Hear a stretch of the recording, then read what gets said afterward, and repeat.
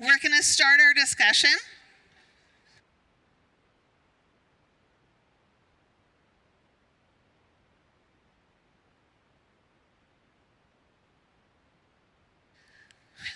I'm so glad to see all of you here today.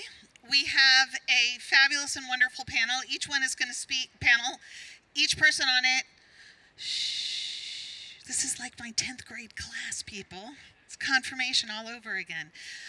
So each person is going to speak about 2 minutes, 2 to 3 minutes on their perspective and their experience. And then we're going to open it up for discussions and questions. So I'm going to do a very, very brief introduction of our panelists. This is Morgan Folger. Morgan grew up at our congregation. She spent the last year living in Israel, in Jerusalem, as a first-year rabbinical student at the Hebrew Union College.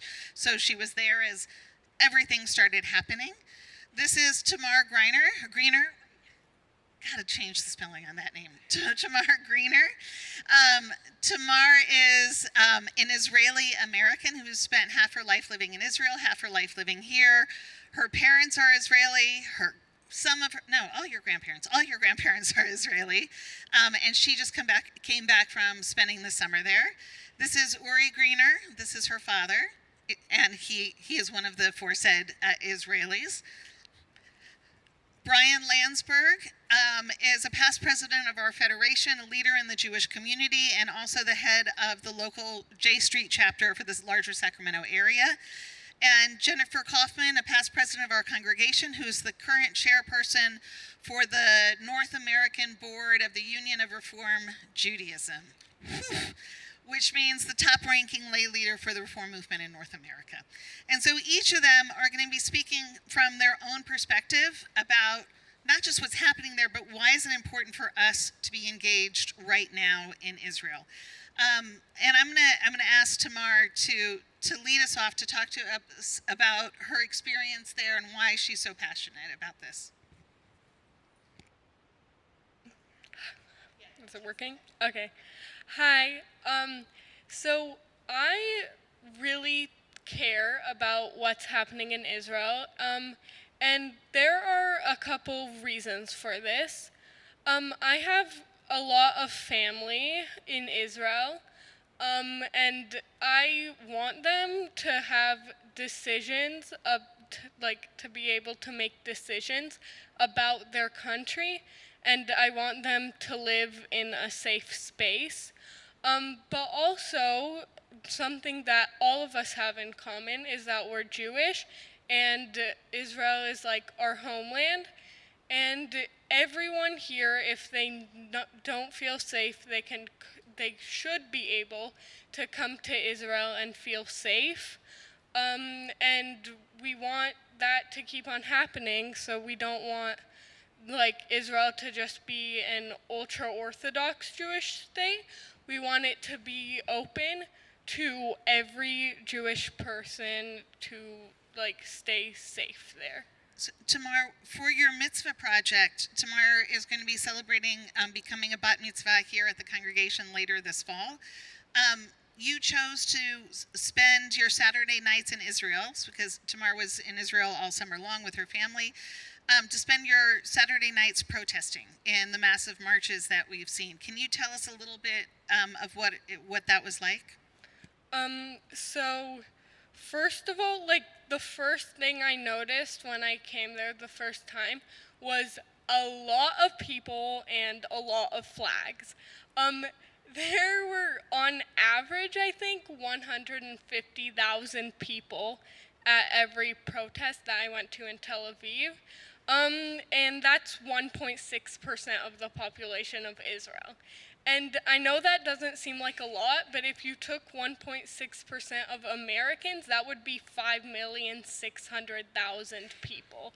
So that is a ton of people, and they've done this for 38 weeks straight. I was only able to come to 6 of the protests in Tel Aviv, but there are people, like my family members, that literally go there almost every single week to protest. Was there a change in any of the protests during the summer in terms of fearfulness for the people who were out there? So yeah, there are some protests that turn like into violence. And luckily I wasn't in any of these protests, because my parents are overprotective. Were the protesters the ones who were violent? Who is No. violent? So the government sent out like these trucks with that like spray water at like intense pressure, and that water I haven't been shot by it, but I have a family member who has, and we found out then that it's sewage water, which is disgusting and not at all healthy, and it also hurts. So, and then there are other protests in which there are people that don't agree with the protesters, that like protesters block roads, so they had cars and they just ran through the people and ran over a lot of people. Sharing that, and thank you for being there and being part of the solution. I'm going to ask your dad actually to speak next. Any guidance with your questions? So for me, one thing that kind of this brings is the division in Israel, and I think I don't know, like I can kind of see it here as well. Like I don't know what's modern politics just drive it that gets power from division. We are all in it together. We all have like the same goal. We all want to live our lives. So that's kind of a big thing for me, seeing that occurring like slowly and gradually, just the division in the country and hatred between two groups of people that, we are all Jews, we are all eventually want to live together in peace and have good lives. Mood when you went to Israel this summer. What were the mood? What was the mood amongst people your age and your peers? Um, well, it comes in waves, but a lot of basically depression. People are sad to see the country that they love just kind of not being the same country anymore. Yeah, there were a few government decisions that kind of broke people and got them into really basically, like I know that there's a story about Tamar and the family going on a small demonstration on one of the highway bridges and just being among people our age and our parents' age that are basically crying. Yeah. Morgan, could you tell us a little bit what it was like as an American there? Yeah. Hi. It's so good to be with you all for Yom Kippur. I think that a lot of my experience felt like it was just holding so many different things all at once and just trying to carry them all that, on the one hand, and I admit I was in a bit of a bubble being an HUC student in Jerusalem, that I was able to go to Veda, which is this like big conference of Reform Judaism in Israel, and learning about how the Reform movement in Israel is growing and how vibrant it's becoming, and it's attracting so many people, and being able to meet a lot of my like future colleagues who are in the Israeli rabbinic program and how incredible they are in pushing forth like progressive Judaism in Israel. I got to see Jen while we were at Veda. It was super fun. And so being able to have this experience and going to Kol HaNeshama in Jerusalem almost every Shabbat, which is the progressive reform synagogue there, and being able to have a really like deep and amazing experience. And a year ago, I went to a Yom Kippur experience called Tlamim, which was with a lot of young Israelis who weren't really interested in a more orthodox like synagogue for Yom Kippur, and so they all just kind of come together and figure out what's spiritually meaning for them for Yom Kippur. So I got to have this experience, and on the other hand, I also knew that like I'm a woman becoming a rabbi, and what that means, especially in Jerusalem, that there were parts of Jerusalem that I didn't go to, or if I did, I would wear what I called my sem girl outfit. Like I was in seminary, I would have like a very long dress with tights on and make sure that I tried to blend in as much as possible and still feeling like I would get looks for not fully fitting in that community. And so I was holding that. I was also holding knowing that if I were to wear a kippah after Shabbat services and walk out in Jerusalem, I would get a lot more weird looks than I would expect to get in America. So holding a lot of that. And then while I was there, the reforms, quote unquote, were starting to be introduced. And when the protests really started breaking out, that then became a part of my Shabbat practice, was going to those protests every Saturday night, and also doing some protests on Friday in Sheikh Jarrah in East Jerusalem, trying to help the Palestinians there be able to use their voices in a safe way. And so that really became the things that marked my year, and the ways that I engaged in Israel. It's just kind of a lot of things that I don't really have nice, clean buckets to put them into to make sense of all of them. Can you say one more thing? What it was like going? Why did you change the way you looked when you went into the ultra-Orthodox neighborhoods? Were you just afraid of looks? I was afraid of looks. I was also going to buy tefillin, and I didn't want them to know that I was buying the tefillin for myself to wrap on my own, because as a woman, they would have found that quite offensive. So it was one to be able to go in and get some really good deals on kippot without having anyone ask me any questions, and knowing that what I was getting was kosher. Yeah, and there's also just like being out on the street and like particularly from women getting looks. The men will pretend like you don't exist, but like of women just feeling that harsh judgment because I wasn't wearing what they expected me to be wearing. Did you see any of the signs in Machane Yehuda telling people, because from what I understand during the spring, so Machane Yehuda is like the place to be on Friday. It's a huge open air market with all the best foods and everything. Did you see the signs that started to be posted about how women should be, women's clothing? Did you see that? I didn't. I did when I would walk to Machne Yehuda, see like the neighborhoods where specifically you had to dress in modest clothing, and so I would just avoid those courtyards. I didn't see that in Machne Yehuda, but I also stayed away like on Friday nights because it was kind of a balagan. So Machane Yehuda is not a religious spot. It's like going to the mall, but better.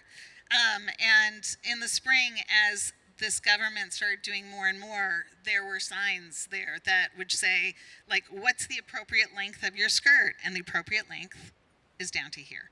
So it wasn't by the government, but you started seeing people feel more emboldened to talk about, to be out there with their opinions about essentially orthodoxy being the appropriate attire for women in public. Brian, let's pass it down to Brian. Brian, you've been involved in J Street for a long time. Can you talk to us a little bit why you feel as an American Jew it's important to be involved? Sure. So I got to begin by saying I grew up in this congregation, and Israel was very important, but to me it was sort of an abstraction because I hadn't been there. And then in the 1990s, my daughter went there to live for a while, and I went to visit her. So that was my first trip to Israel. And that first trip, I saw what I thought was just wonderful aspects and also some aspects that really bothered me. And it's after that I came back and I asked around about were there any organizations that would kind of help me deal with my feelings about it, and I was directed to J Street, and I helped found the J Street chapter in Sacramento and Davis, and it's a pro-Israel, pro-peace organization, also a pro-democracy organization, and the form of democracy that it was initially interested in was one that Rabbi mentioned last night. I was awake. The rabbi mentioned last night the threat to democracy caused by the occupation, but now there's a second threat to democracy that she describes so eloquently, and J Street is very involved in addressing that one as well. When I was in Israel in February with Reform rabbis from around the world, Rick Jacobs, the head of our movement, was there at the same time. And on the Saturday, and there were several hundred rabbis, I don't know, like 400 rabbis from North America were at our conference there. And Rabbi Rick Jacobs was invited to speak at one of the rallies in Tel Aviv. Now, we might think, well, of course, he's the head of the Reform movement in Israel, you know, the biggest movement, organization of Jews in North America. Why wouldn't he? But he spoke about what a huge deal that was. Can you say a little bit about why it's a big deal that that Americans are being invited to participate in what's happening? Sure.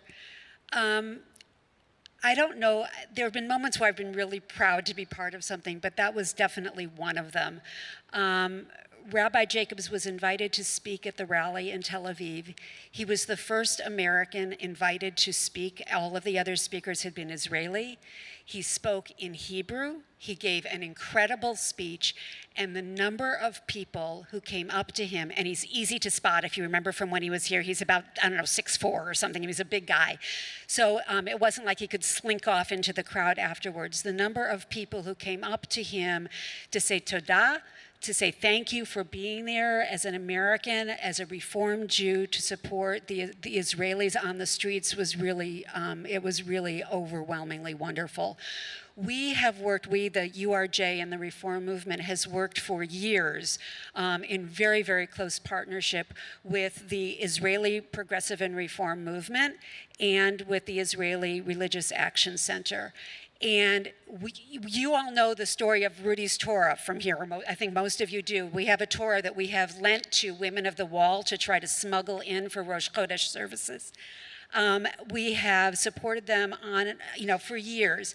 And one of the things that has been truly remarkable about the last 9 months, 38 weeks, is to see people, as Tamar said, this is as if you took what we had on the Women's March in 2017, not just in Washington, but around the country, doubled it, and had everybody out every single week. It is just an incredible thing. And to see the conversations turning not just, it's clearly and appropriately focused on democracy, but to see our Jewish values, our Reformed Jewish values front and center now, to hear at the rallies, to hear people talking about LGBTQ rights, to hear them talking about Palestinian rights, to hear them talking about women's rights, to hear them talking about the monopoly of the orthodoxy.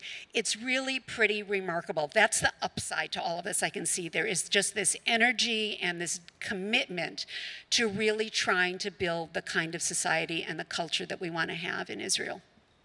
So I actually have a follow-up question on what you said, but for Uri. So, Uri, Jennifer just mentioned that at these protests, actually for Uri and Tamar, it's not just democracy that they're talking about. They're talking about the entire aspect of what the country can be like. Have you been noticing that amongst your friends with your Israeli friends, or either of you when you were there? Do you want to talk about it? No? Yeah, so I think there's a lot, like when Tamar prepared for this panel, we went through all the things that she saw in those demonstrations, and she mentioned a lot of flags. So there was, right, the pride, do you want to go? So obviously there was the flag of Israel, but there were also pride flags and flags of Israel with Arabic writing on them. And then, so there were flags like the main, the main minorities that Bibi is trying to kind of take away their rights. That's actually one of the very positive outcomes of these protests. It's not so dissimilar as when after Trump was elected here, you started to see coalitions building amongst different groups that perhaps had not been talking with each other before. And I think that same sort of dynamic from what I've seen, or what I think I've seen, in Israel is happening as well. It's kind of opening up a lot of Israelis' eyes who may have been focusing on one thing at the beginning 9 months ago, but now are kind of seeing that it's about a coalition of issues. Is that what you guys saw this summer? Yeah, it's a um, much broader look on the problem, and just like democracy is the core of everything, right? And human rights is the main thing. That, I think, is the perfect way to say it. It's about human rights, and that's absolutely what is being fought for. So I want to give everybody who, well, not everybody, because we do have services in an hour, but for those who would like to ask questions or to say something. So, Ryan, why don't you tell us what the role of J Street is in all these constellations of organizations that are seeking to bring about the kind of change we want in Israel, and why it is the chapter here in Sacramento has been growing, and what the work is that J Street does that is of interest to try to bring about the change we need. J Street works a lot with members of the United States Congress and tries to get members elected to Congress who believe in democracy in Israel, and so we raise money for members of Congress. Or I think that there's a resolution right now that some 70 or so members of Congress have backed, that was drafted in conjunction with J Street, criticizing the threats to democracy in Israel and urging a return to democracy. That's the sort of thing that J Street does. I just want to add to that. The resolution that was introduced by Representative Schakowsky from Chicago area, I think it has about 79 sponsors, co-sponsors right now, including 20 from California. None of the Sacramento area representatives are among the co-sponsors. So if you are looking for something to do, the resolution actually is framed in a very positive way. It's very short. It's basically a statement of support for democracy in Israel, and encouraging the United States government to speak out loudly in support of democracy. It's HR Resolution 61, but maybe we can post something out, because that would be a wonderful letter writing. If they looked on the J Street website, would they find the resolution or how to contact their members of Congress? Oh yeah, and actually, J Street asked me to contact Representative Harder and urge him to co-sponsor it. So far he hasn't, but and neither has Matsui or Ami Bera.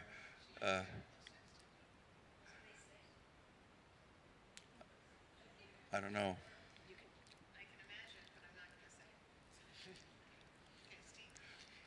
So I have a somewhat different question. There have been many examples in the last 30, 40 years about popular movements in various countries that have generated the numbers of people that these demonstrations have demonstrated, most often in autocratic countries.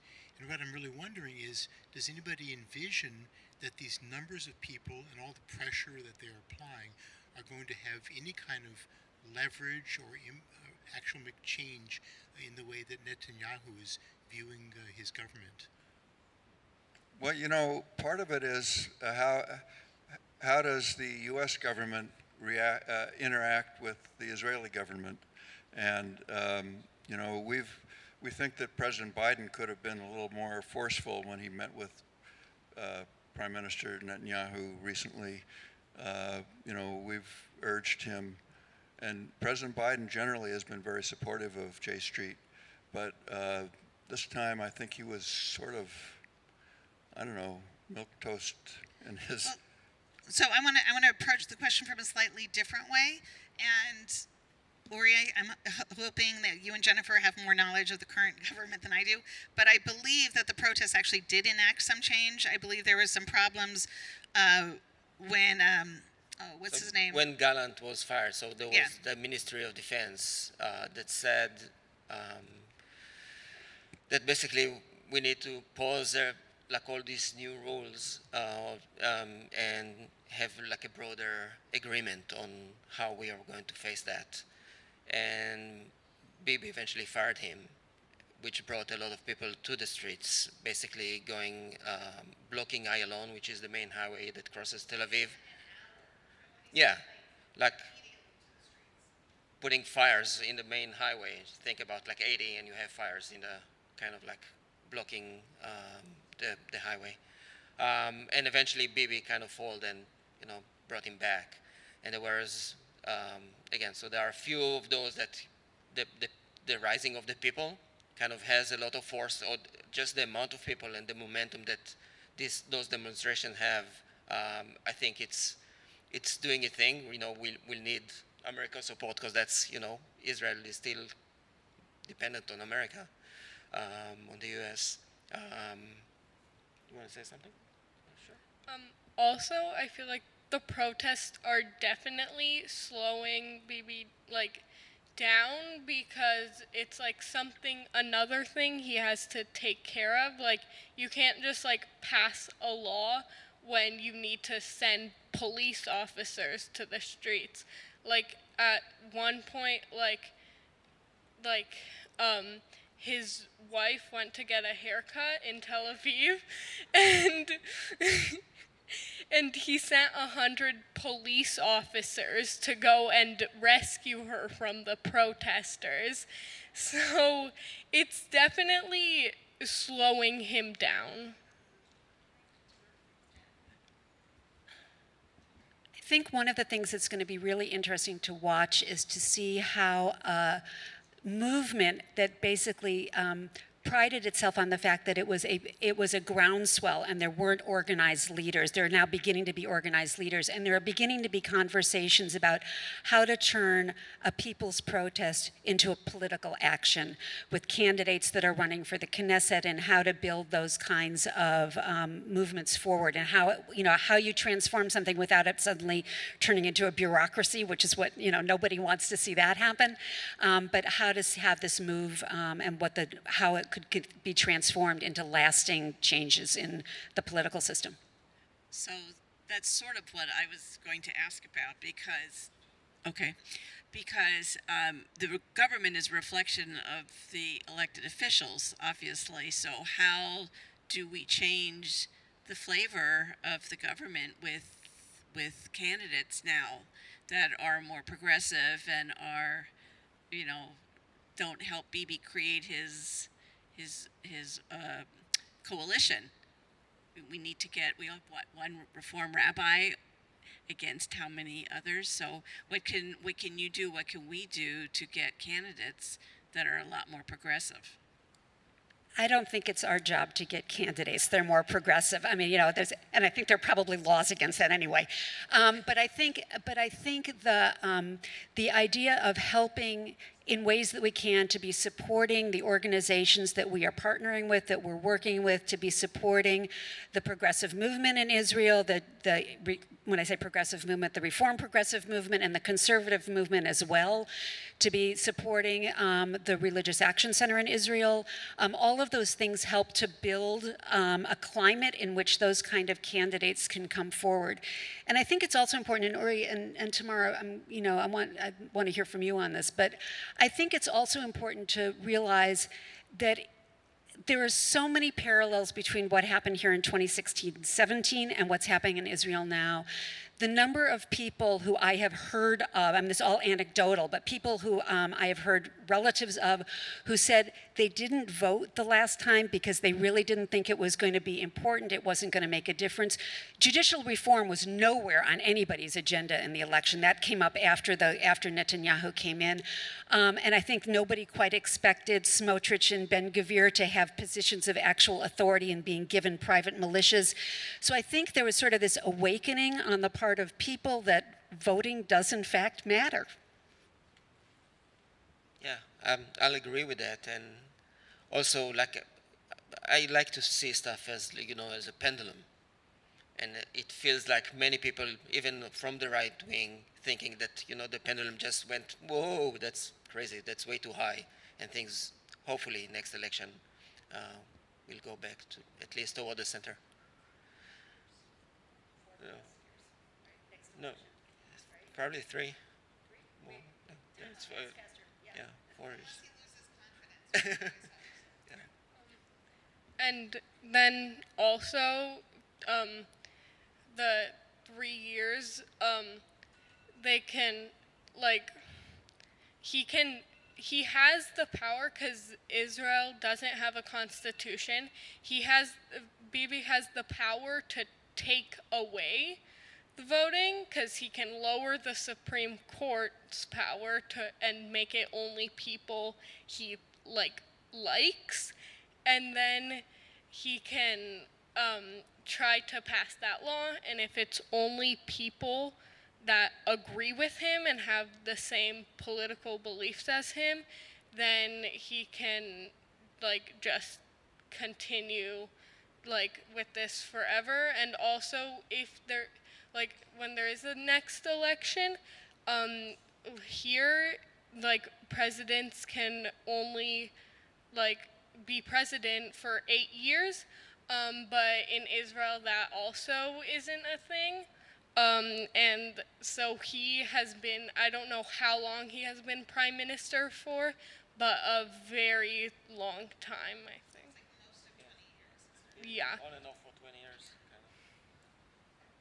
One thing I've noticed, I spend a lot of time with Israeli relatives down in Los Angeles, and I've noticed a definite rightward swing from Israelis that are living here. And the impression we have is that anybody in America, certainly American Jews who were raised here, and Israelis who have moved here are sort of against a lot of these reforms. But I've noticed this very depressing trend towards more right-wing, I wouldn't say activity, but I would definitely say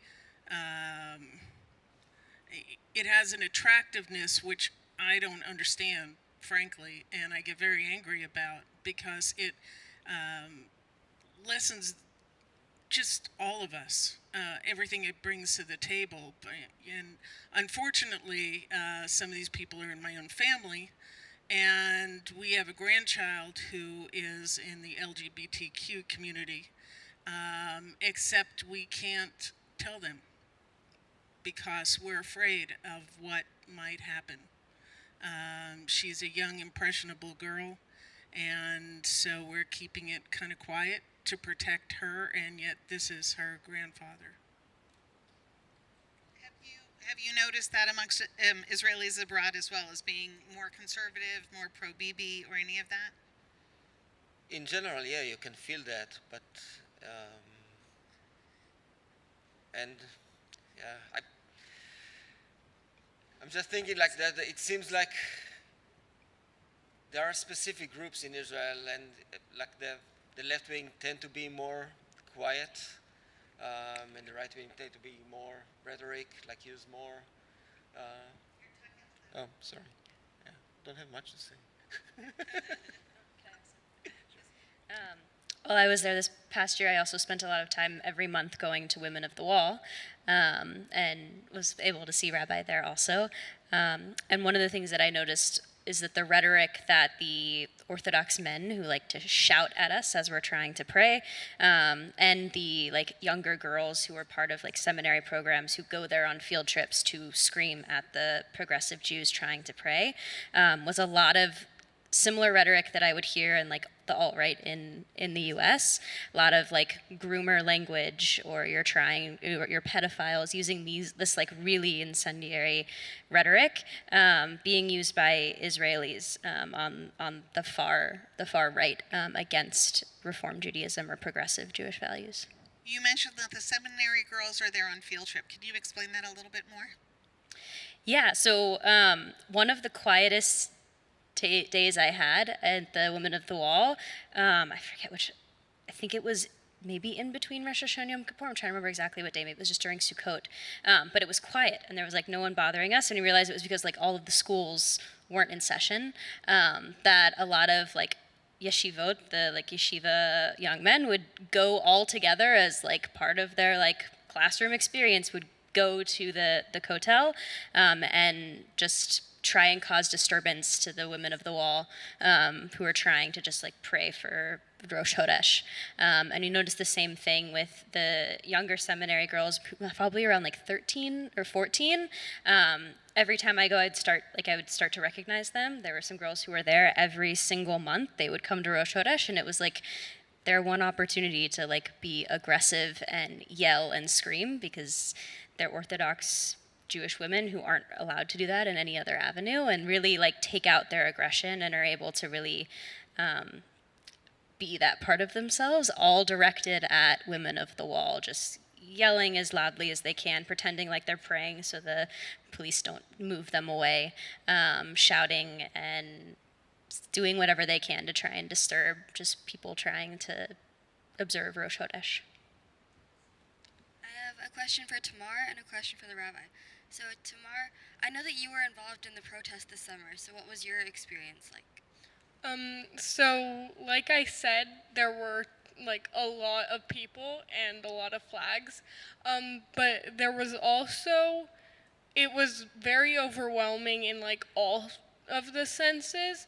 It was very loud because people give speeches, and then in the middle of the speeches, if it's something like that's like someone like they don't like, they would shout busha, busha, which means like shame, and it's very loud, like you have 150,000 people screaming it.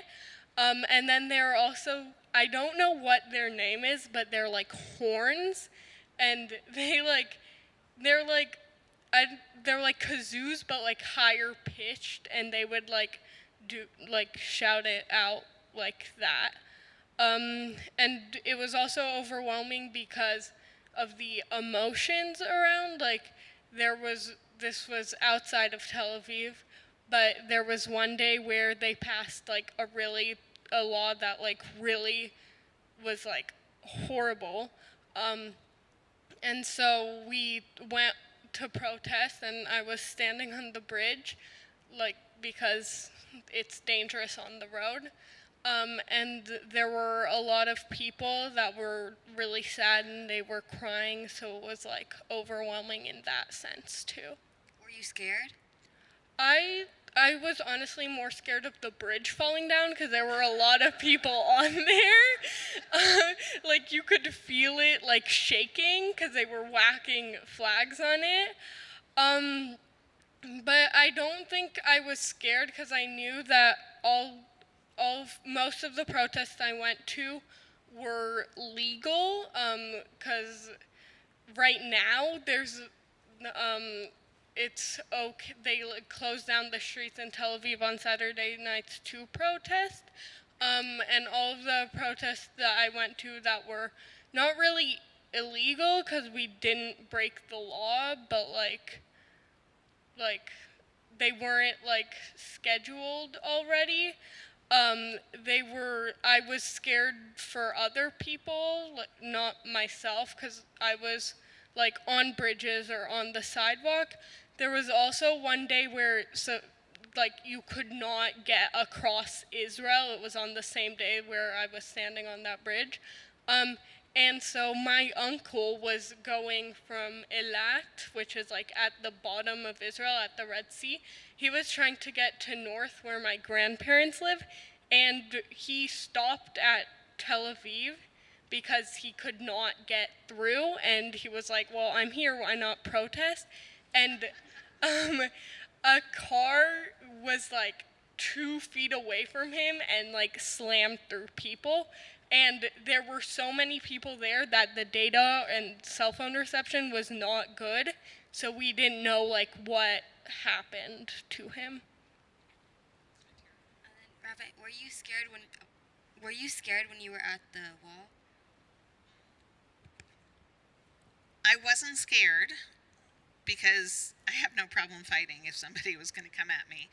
I was heartbroken.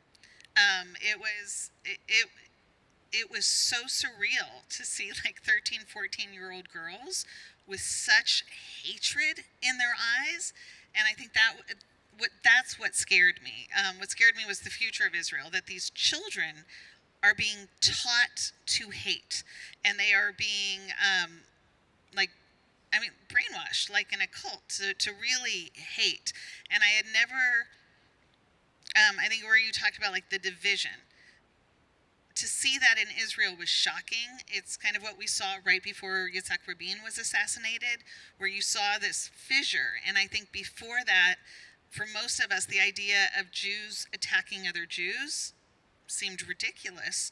And when I saw the girls, what was really clear to me was there are factions of Israeli society that would have absolutely no problem physically attacking other factions of it. And I'm sure that's what you saw. Yeah, and just accepting the others, right? Not everyone is just like you. Just like you need to accept, if, as long as they don't harm you. I just read an article about Yom Kippur in Israel, about the religious, the Orthodox trying to kind of have a prayer in Dizengoff Square, Tel Aviv. That's like a very secular, like the main thing, and they created a separation. They wouldn't let men and women pray together. So there was like a big mess, like people trying to break the barrier versus people that trying to keep the barrier and separate. It just, it's Yom Kippur. You just, self-reflect.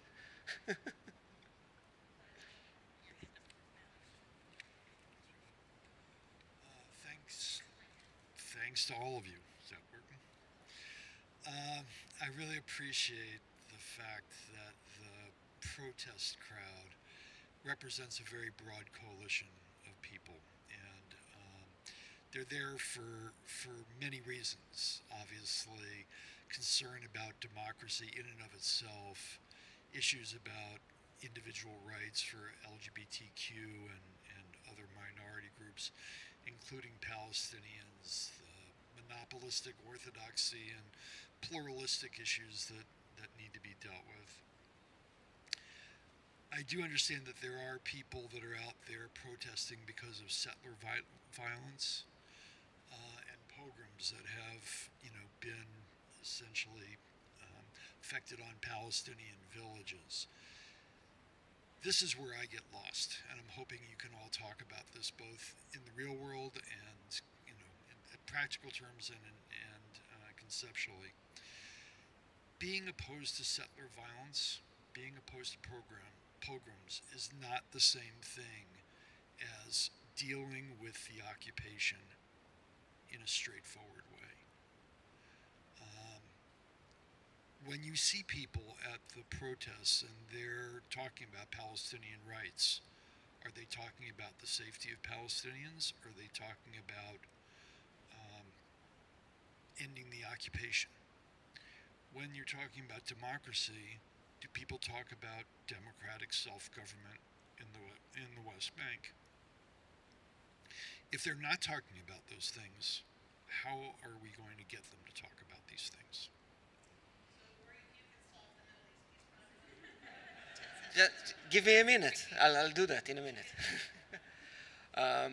Yeah, it's a much bigger problem than just, well, I think the majority of this movement right now is to solve the inner problem. That's like the big separation that we have. Solving the Israeli-Palestinian problem. I have my own beliefs, and I'm hoping that we'll get there to, just to make a change, have peace, and grow generations of people that won't hate each other. But still, I think right now it's about more the inner problems, the democracy, the human rights, the basic human rights, and hopefully that will reflect then to our relationship with the Palestinians. A follow-up on that. Two of the biggest problems in Bibi's government in terms of what is going on currently in the West Bank is definitely Ben-Gvir and Smotrich, who very blatantly will express anti-Arab sentiments, and there were some horrific attacks on Palestinians in the last 6 months. Do you think that is changing Jewish Israeli attitudes about the territories, or seeing Smotrich and Ben-Gvir and some of their proposals as changing hearts? So again, I'll go back to the analogy with the pendulum, right? It's when it swings too far, then you know, people that thought that are, I don't know, maybe to the right might go a little bit to the left. But I'll add to that, it's not only the Palestinians, there's a lot of violence in the Israeli Arab communities right now with, I don't know, they every day they count how many people died just because there's no enforcement, the police is not there. So even that, all on the oppressed groups that we have, like we are not taking care of them, which is very sad to me. Have two Israelis that I'm going to put on the spot. Do you guys want to add anything about on this discussion, or you don't have to? But... Okay. Is that a yes or a no? No. Okay. That's fair. That's reasonable. Thank you to the gentleman who's representing J Street. Don't you think that part of the problem of getting the members of the House Representatives and Senate on board and endorsing a resolution is that almost any criticism of the Israeli government is sort of like undermining the government in its relationship to the rest of the Middle East? No, I don't think so. I think that that. And can I add, especially in the upcoming elections, and the reaction it'll get from the American Jews? Well, I think obviously American politicians are concerned about how they can address Israel without, because it's sort of a sensitive subject, and they don't want to offend people. But there's no way for them to avoid this issue, and so I think some of them have come to realize that they do have to come down on one side or the other, and that's why, as Jennifer mentioned, over 70 members of the House of Representatives have signed on to a resolution this time, and we've been able to influence other members on similar issues in the past. So yeah, it's tough for them. I think also that just to kind of, I wanted to make one other point, which was that within the American Jewish community, there's been a backlash against the Israeli government, and I think that what J Street does is it provides a forum for supporting Israel while at the same time not supporting the policies that we think are antithetical to democracy or to peace. And so I think that for many American, especially younger people who you see on college campuses trying to figure out where they stand, that this provides them with a way to be supportive of Israel, and yet to also say, well, we don't believe in the occupation. We don't believe in the threats to democracy. Thank you, and I appreciate the work you're doing. Can I add one thing on that? I think one of the things that is different between before and now is Rabbi's sermon sort of epitomized it, I think, in a lot of ways. Jews have been very afraid to speak out about Israeli policies because there are plenty of people out there who speak out against Israel all the time, and you don't want to. My criticisms of Israel are different from lots of other people who have criticisms, or who don't believe in the existence of the state of Israel, or any one of a number of positions along a spectrum. But what's been really interesting watching over the last months is seeing mainstream organizations Jewish Federations of North America, which is a lot of good work, but it's never been one to be at the vanguard on a lot of political issues. They came out with a strong statement about democracy. Not as strong as I would have liked it, but a good statement on all of that. And I think when you have organizations like that who have been nobody's going to question their bona fides in terms of whether they are pro-Israel or not pro-Israel. It helps, I think, politicians understand that this is a more nuanced issue, and you can, in fact, support a resolution in favor of democracy in Israel without being tarred as being an anti-Semite or anti-Zionist.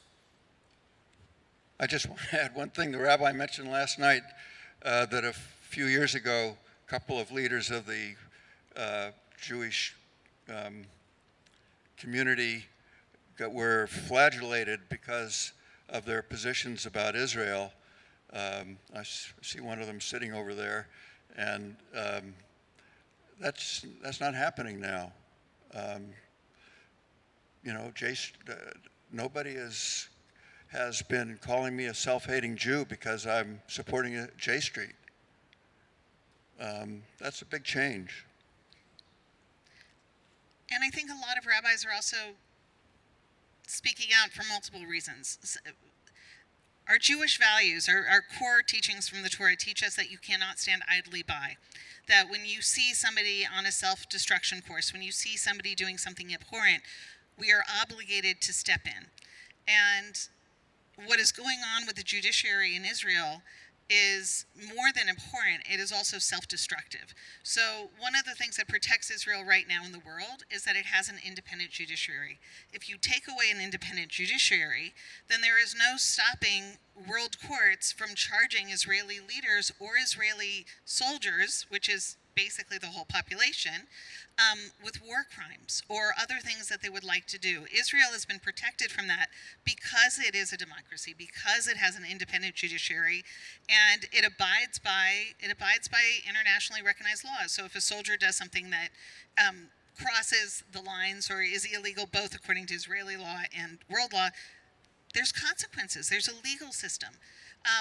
If this government takes this away, they are putting every Israeli at risk, and it is a course for self-destruction. Any other? Yeah. Now you'll talk. Okay. Can you press this down?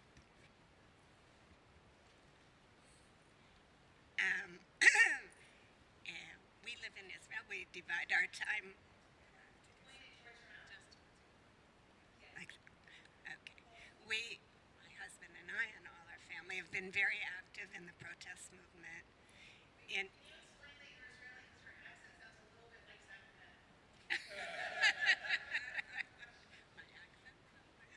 Okay, I'm originally from Sacramento, grew up in this congregation, and it's kind of full circle for me right now to be sitting here as an Israeli. Oh, as I don't know. Like this? Now it works? Okay.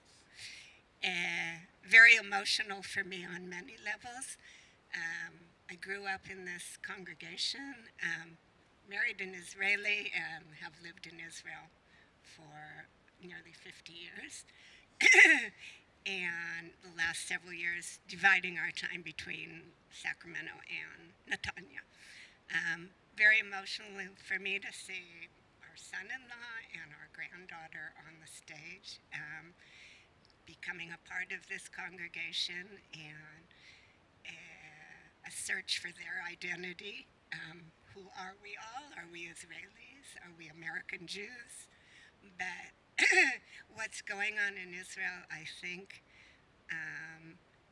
is there are a lot of cracks in Israeli society, just as there are a lot of cracks in this society. And I think that the protest movement has widened those cracks. It's all surfacing now. And not all those subjects can be dealt with in one time, but I think everyone who is out there on the street is out there because Israel is so dear to them. And Israel has been a democratic country that espouses Jewish values that we all can identify with. It's not perfect, but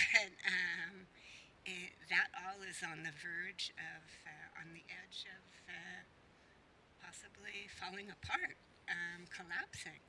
And it's a national tragedy and a very personal tragedy for us. And our only hope really is the protest movement, that you see Israel's finest people out there on the street from all walks of life. And you just have to believe that these pillars of Israeli society will win. So any way you can find to, first of all, understand and support Israel in any way. As American Jews, we also need Israel to be there.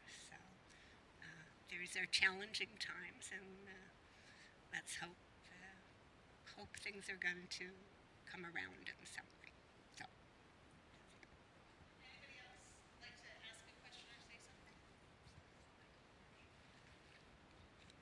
Michael, I'll come back around to you. Hold on one second. And Jason. I'm curious to know if you all think this is primarily, a lot of these reforms are paving the way for religious motivations, ultra-orthodoxy, or is it really more political and they're using the shield of, the far right and the religious orthodoxy to get what they want and stay in power?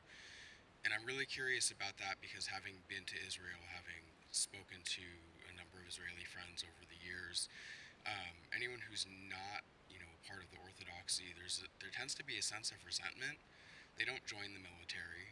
My understanding is, they have social programs that help them study and do things that don't involve working and paying taxes. But if this does go that way, if this does go the ultra right, ultra orthodox direction, isn't that kind of antithetical to Israel's military force? And we've already seen people threatening not to report for service, but at the point that they're saying, this is the direction the country is going, what does that actually do to Israel's military? And so I feel like I'm rambling a bit, but I'm just trying to figure out what the actual end game is here, what you think the end game is, because this feels very much like the beginning.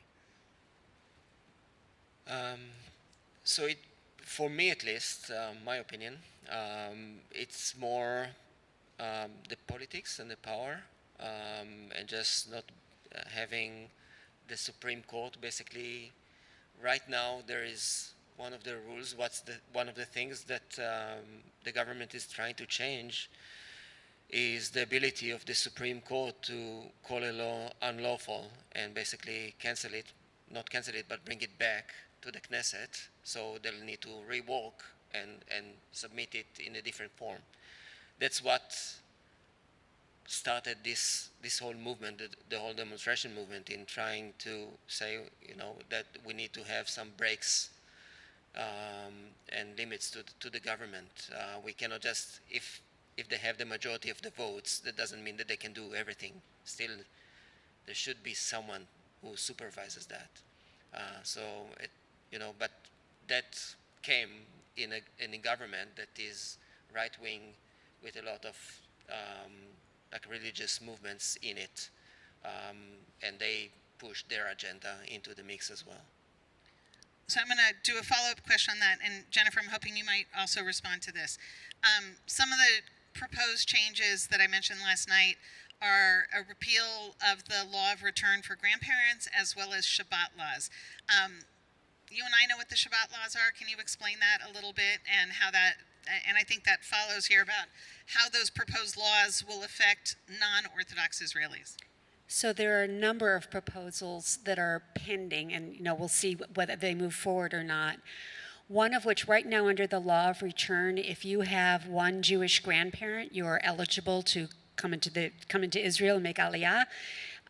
They are talking about eliminating that so that a grandparent link is not going to be sufficient. When you think about the number of Jews, particularly from the former Soviet Union, and Jews that are coming in from the Ukraine right now, that's one of the ways that they have been able to make a place for themselves in Israel.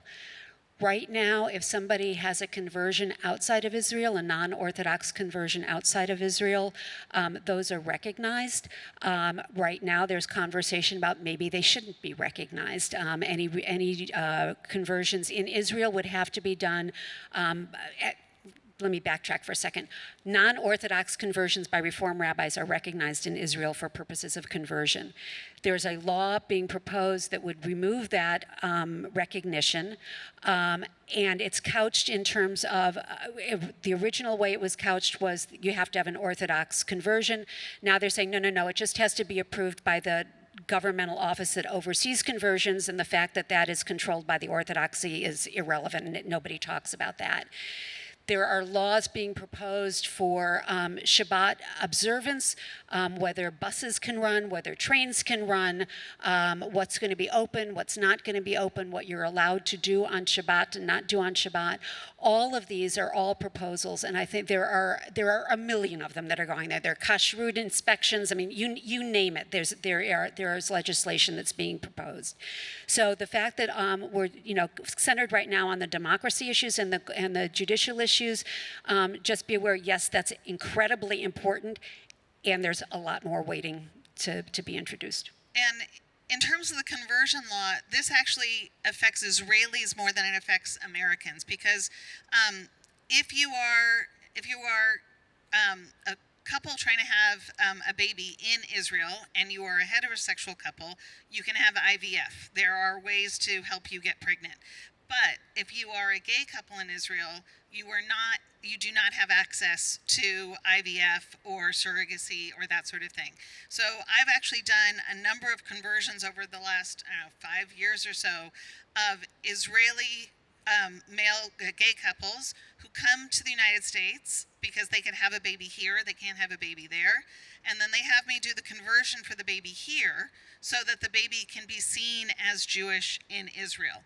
So I'm assuming most of the people I convert are not moving to Israel, so this is not really a law that changes American Jews or affects American Jews so much as the LGBT community in Israel. I've been trying to formulate this in my mind, and it goes somewhat to the coalition building that you were talking about, is probably one of the few bright spots out of this. To the LGBTQ community in Israel, and also I have a very personal link to that community's interaction with the LGBT community in the West Bank.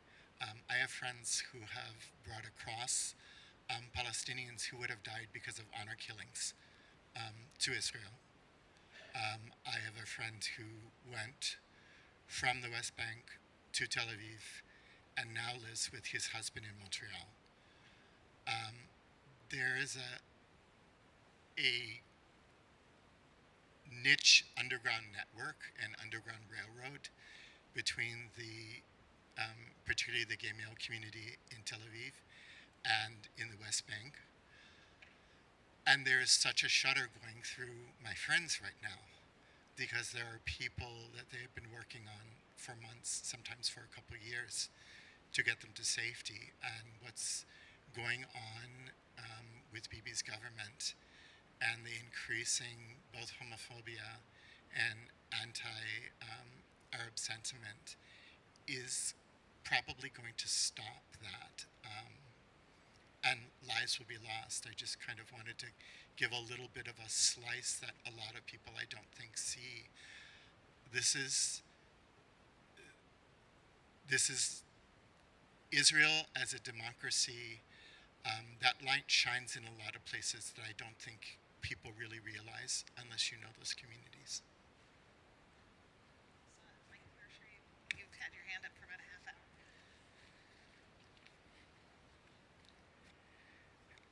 I'm Michael Hirscher. I think you talked earlier a little bit about the political reality of this coalition. All of this demonstrating I'm totally in support of it, and I think all the consequences of what the coalition has planned, we can't even begin really to fathom how far they plan to go.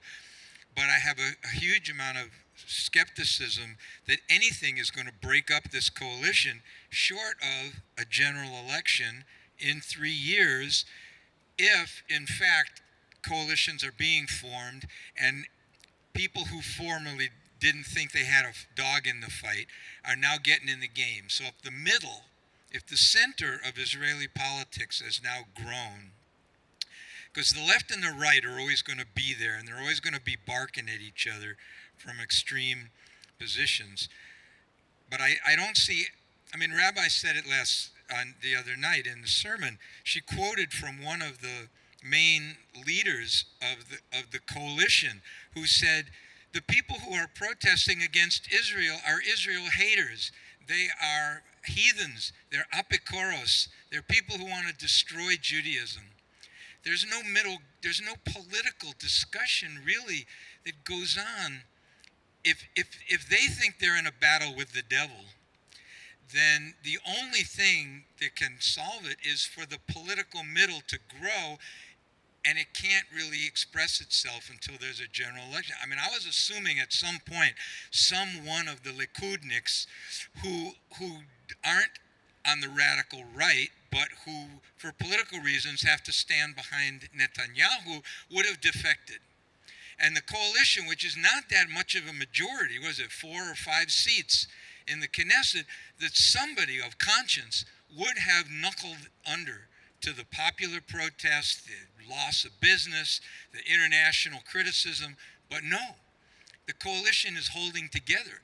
And nobody's going to negotiate with Aryeh Deri or Smotrich or Ben Gavir. Those guys are in a whole different space, and they have Netanyahu by the throat. His power depends on them. So how do you crack that?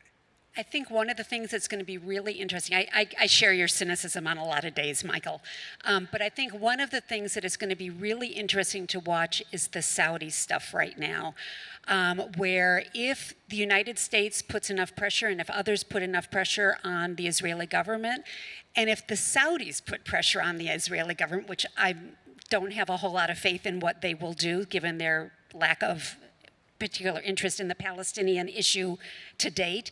But if they were to actually put conditions on what would it take to have a Saudi-Israel deal, that puts Netanyahu in a really interesting position, because I think one of the things that he would like to claim is making this deal happen. And it's the one thing right now that the far right in the cabinet has said, absolutely not, we're not going to give on it. So I don't know where that's going to land and whether that might help, move things along. But I agree, it's a stalemate right now. I used to think, yeah, you'll pick off a couple of moderate Likud people on one of these issues. I don't think that's particularly likely. I think it's more likely that maybe the right will bolt, although why they would do that when they have power now, and they clearly are not going to have power in another election. I don't know. I don't know. What do you... I don't know. It just politics is beyond me, and I'm so happy that it's beyond me. Like in recent history, all the governments, all the coalitions that were created in Israel didn't complete like the 4-year term for one reason or another. Hopefully, it will happen again. Yes, I don't know. I think that, like what you mentioned, the Saudi deal is something that Netanyahu would like to see on his resume. So hopefully that will create pressure, and I'm sure that there are other things, probably a little bit smaller than that. And as for right-wingers that go to demonstrations, I see that. Not all of them are extremists. Some of them, are kind of moderates, tend to be kind of in the center.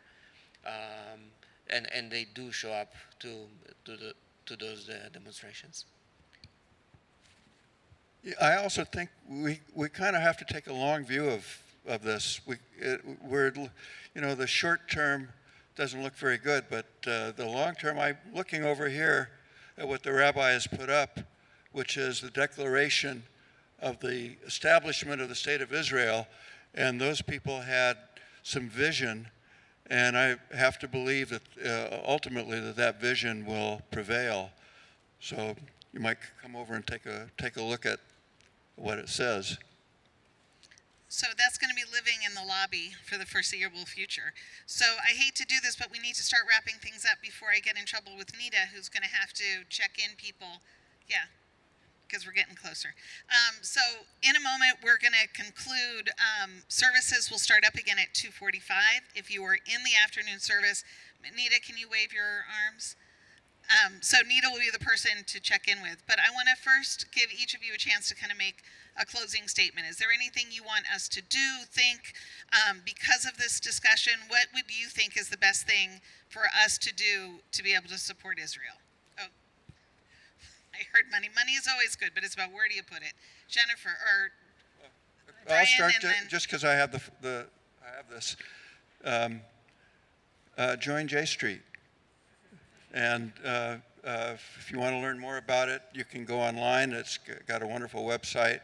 I have to say that the head of J Street, Jeremy Ben-Ami, made a very eloquent speech the other day where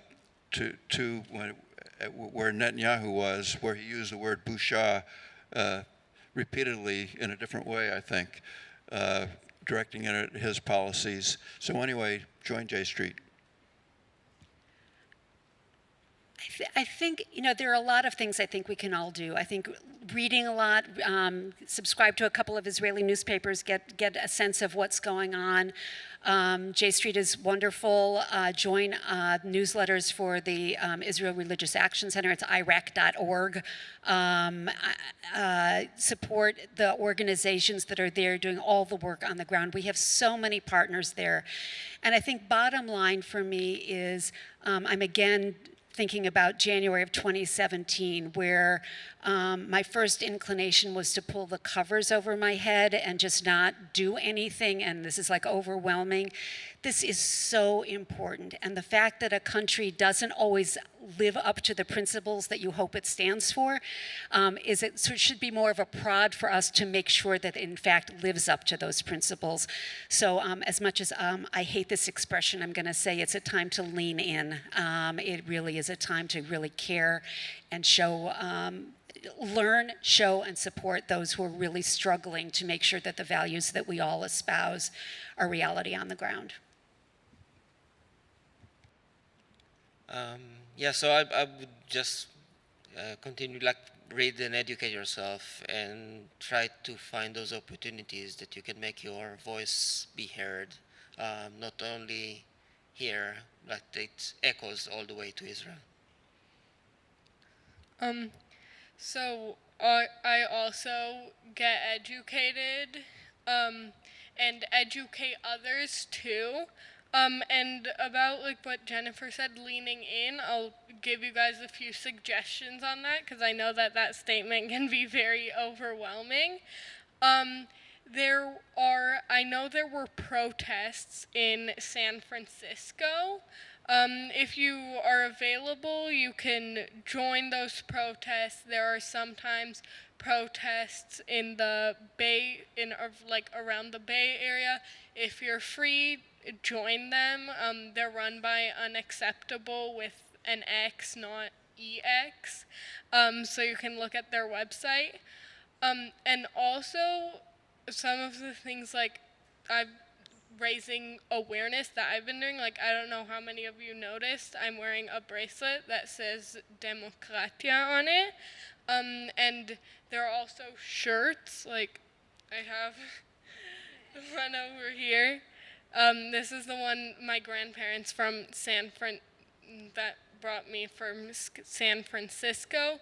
And there are also they have other shirts, and sometimes I'll wear them to school, and I'll be like, and when people ask me, I'll tell them, and it kind of educates people because there are a lot of people that don't know anything about what's going on in Israel. Yeah, I think I would echo all of that, as well as the staying educated. And I had an opportunity to really work with some amazing activists while I was there.